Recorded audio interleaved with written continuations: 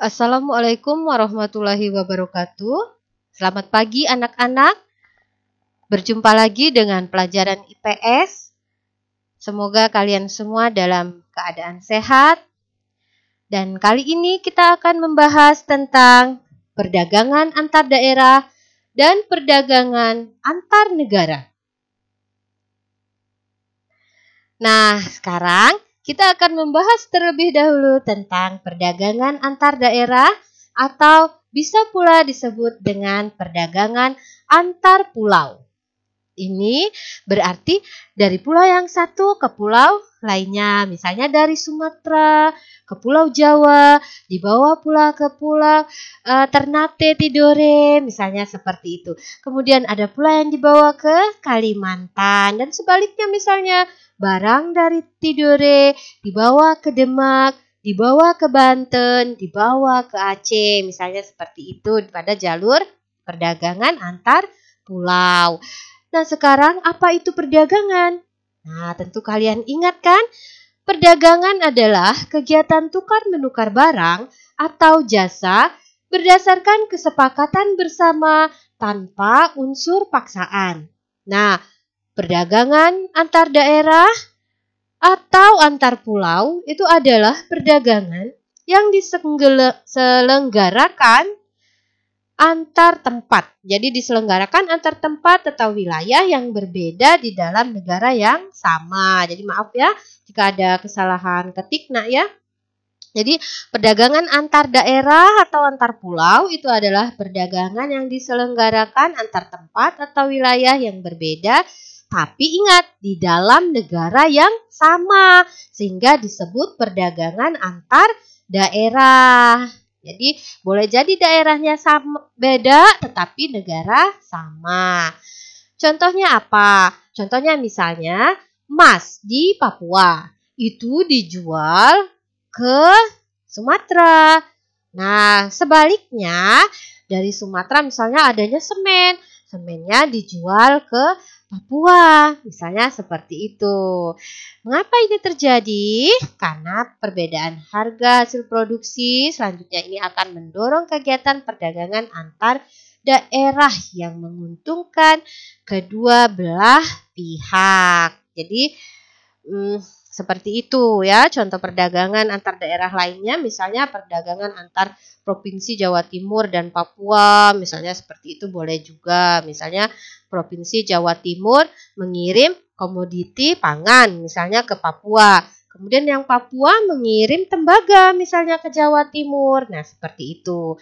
Jadi menunjukkan bahwa perdagangan antar daerah ini lebih bebas sebenarnya daripada perdagangan antar negara. Jadi seperti itu. Ini pun berhubungan dengan keunggulan komparatif masyarakat suatu daerah itu akan lebih diuntungkan ketika mereka fokus pada kegiatan produksinya. Misalnya ini fokus pada produksi emas, yang ini fokus pada produksi semen, sehingga biaya produksi relatif lebih murah dibandingkan wilayah lainnya.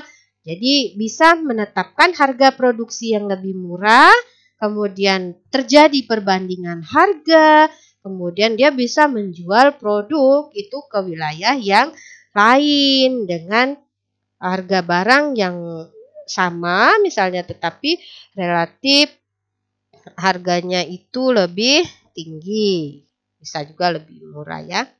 Jadi pokoknya menguntungkan kedua belah pihak. Jadi karena dia di situ produksinya banyak, jual sini agak tinggi, tetapi buat mereka di sini karena mereka membutuhkan, maka ya itu adalah sebuah keuntungan gitu ya.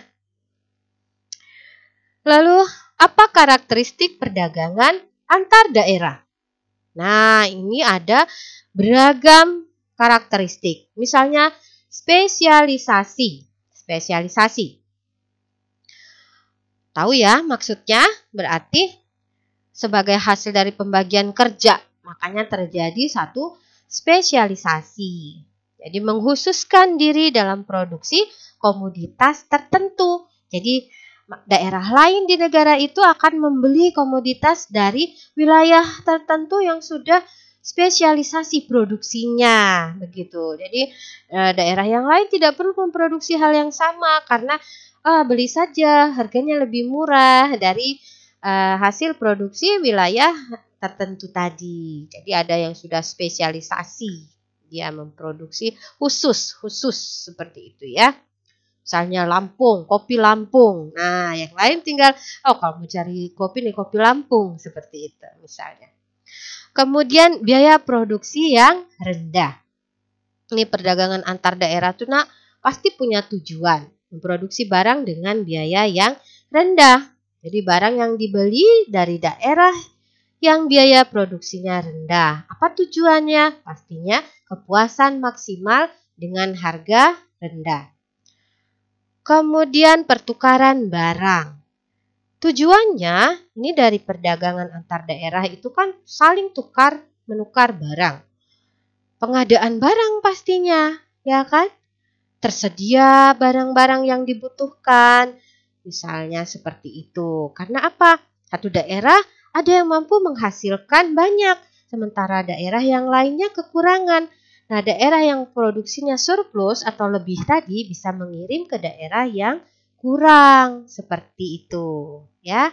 Jadi pertukaran barang tujuannya pengadaan barang, pastinya seperti itu. Lalu saling kerjasama. Perdagangan antar daerah ini berpindah dari satu daerah ke daerah yang lain.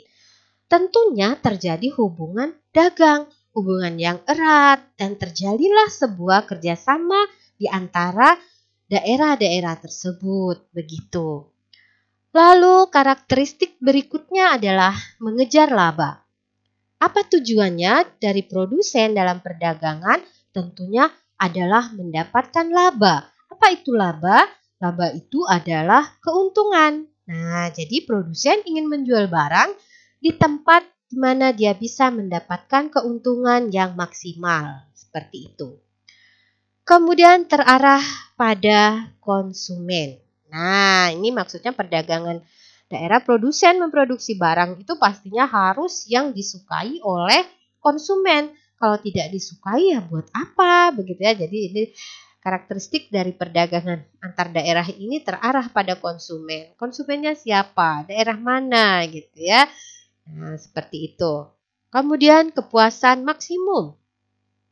Perdagangan antar daerah bertujuan untuk mencapai kepuasan yang maksimum. Dengan cara apa? Tentunya dengan pertukaran barang dan jasa. Apa yang tidak tersedia itu diadakan. Jadi puas gitu ya karena barang yang ingin mereka cari ada. Kemudian yang terakhir transaksi sukarela. Transaksi dalam perdagangan antar daerah itu tergantung pada kebijakan rakyat, tentunya seperti itu. Jadi itu tadi ada 8 karakteristik perdagangan antar daerah ya nak. Berikutnya akan kita bahas tentang perdagangan antar negara yang ada ya.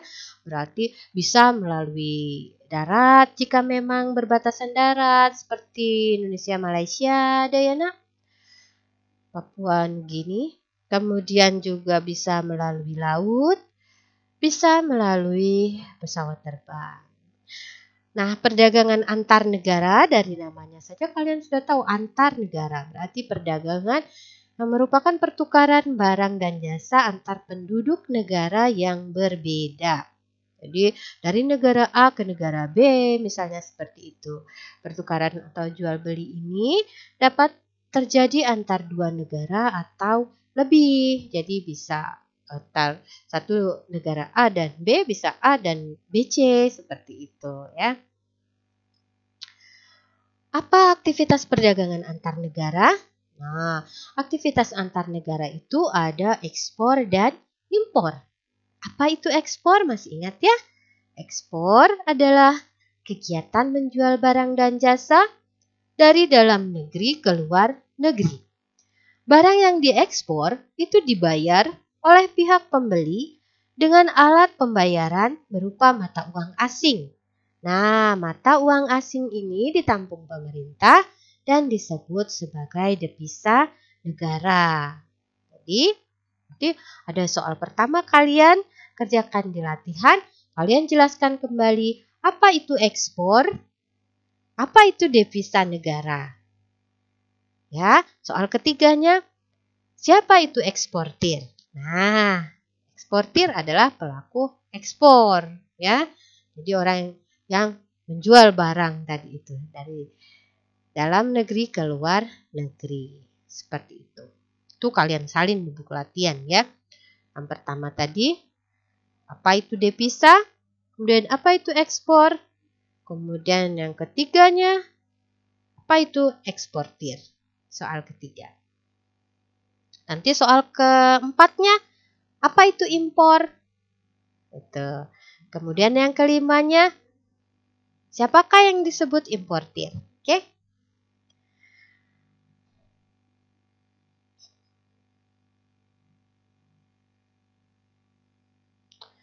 Nah, kemudian sebelum kita membahas impor, kita tahu bahwa pemerintah itu melakukan kebijakan untuk mendorong kegiatan ekspor. Apa saja kebijakan pemerintah yang mendorong ekspor? Itu ada beberapa ya, Nak.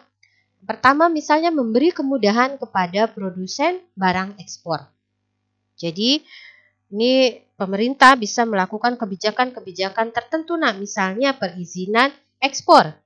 Jadi memberikan pelatihan misalnya mengenai ekspor gitu ya, mengenai inovasi produk gitu. Kemudian kebijakan apalagi misalnya bantuan kredit dengan bunga rendah seperti itu.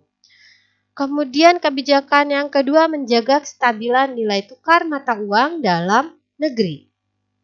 Nah, kenapa? Karena ini penting agar eksportir itu dapat menentukan harga produknya di luar negeri. Selain itu, pastinya eksportir juga dapat menghitung nilai penjualan yang akan dilakukan gitu untuk pertimbangan kegiatan ekspornya. Lalu kebijakan yang ketiga melakukan promosi produk dalam negeri. Melalui dukungan pemerintah ini Nak, karena produsen dalam negeri itu dapat melakukan promosi luar negeri. Tujuannya apa dilakukan promosi? Agar konsumen luar negeri mengetahui produk-produk mereka sehingga terjadilah transaksi penjualan seperti itu ya. Oke, sekarang impor. Aktivitas perdagangan tadi kan ada dua, ekspor dan impor. Nah, ini impor. Apa itu impor? Impor adalah kegiatan membeli barang dan jasa dari luar negeri. Nah, oke, ini soal keempat kalian ini. Jelaskan apa yang dimaksud dengan impor. Yang kelimanya, apa itu importir?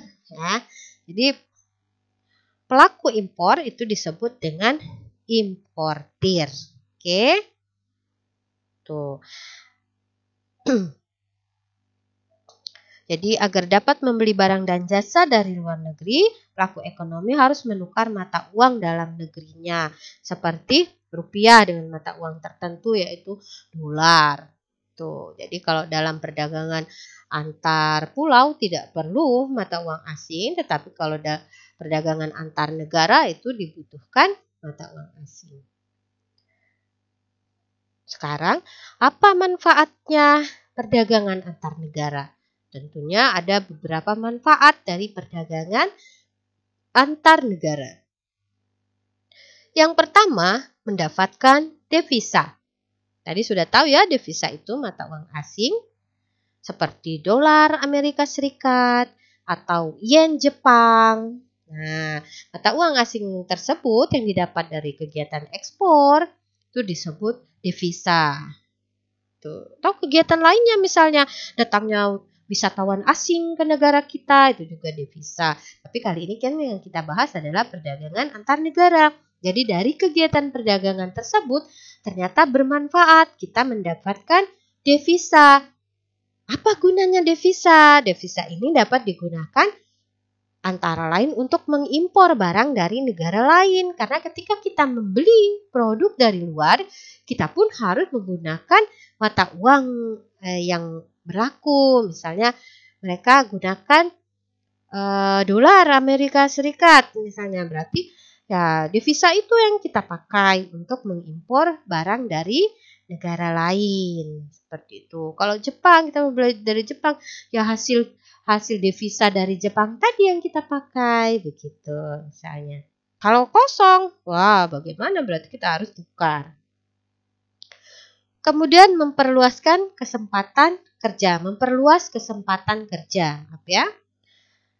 Nah, ternyata perdagangan antar negara, terutama kegiatan ekspor ya, itu memberi kesempatan memperluas kesempatan kerja.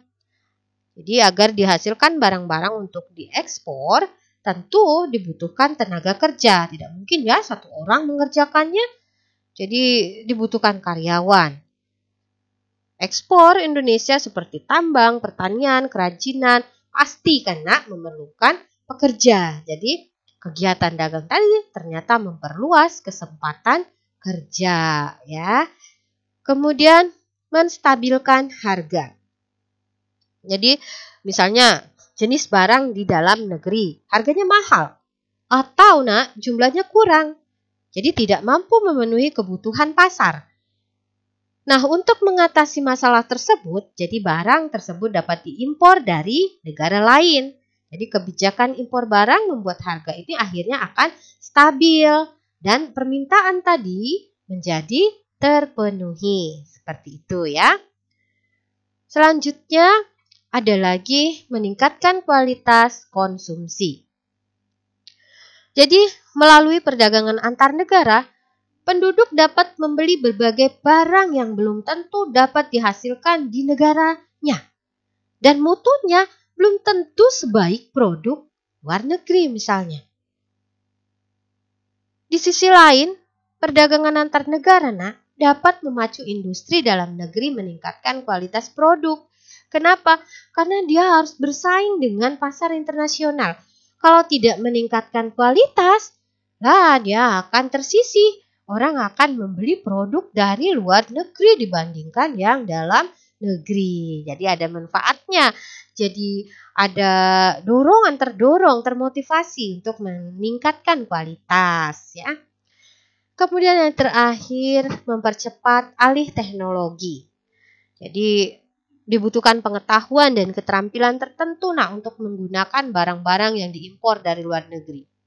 Jadi penjual ini merasa perlu ya mengadakan pelatihan. Bagaimana sih cara menggunakannya? Ini ada produk nggak bisa dipakai. Nah, mereka akhirnya berusaha untuk tahu bagaimana caranya menggunakan teknologi ini supaya bisa memproduksi dengan cepat. Nah, maka dari itu manfaat dari perdagangan antar negara ini ternyata mempercepat alih teknologi. Jadi mungkin suatu negara itu akhirnya mempelajari teknik produksi yang lebih modern agar hasilnya lebih cepat, produksinya itu lebih cepat dan lebih baik produksinya dengan teknologi tertentu gitu. Jadi termotivasi untuk tahu sehingga mempercepat alih teknologi. Oke.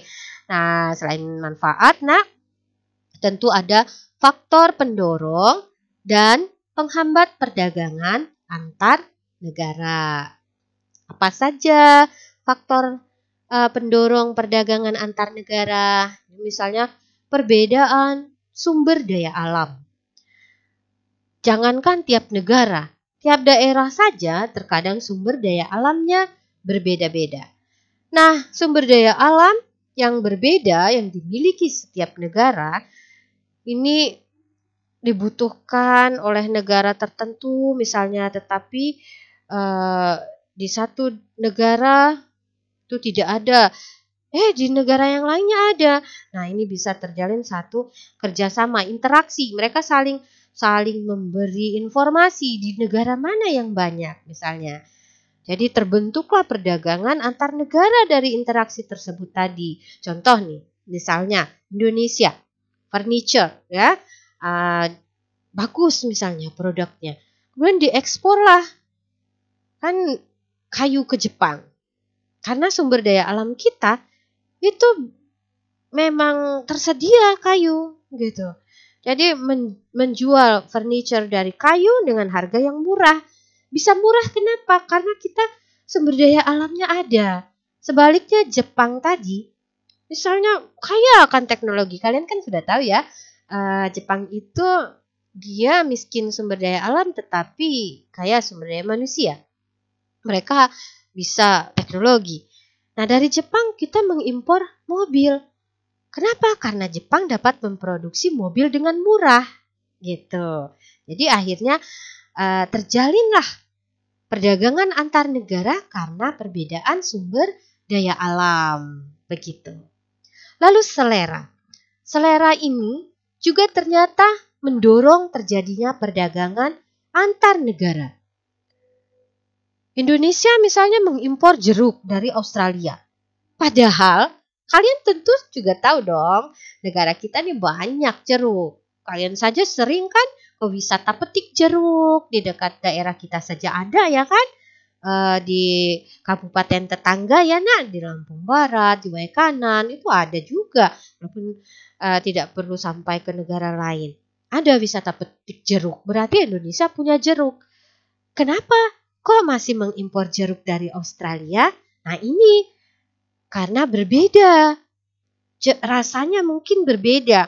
Ada orang-orang tertentu di Indonesia yang menyukai jeruk dari Australia karena seleranya yang itu gitu. Sehingga perlulah diimpor jeruk dari Australia. Mengingat ada beberapa masyarakat di Indonesia menyukainya gitu. Jadi seleranya jeruk Australia misalnya seperti itu.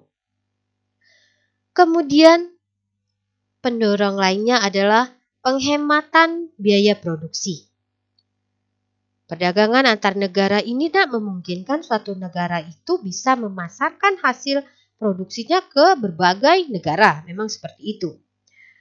Nah, negara yang menghasilkan barang dalam jumlah besar, ini bisa menurunkan biaya produksinya.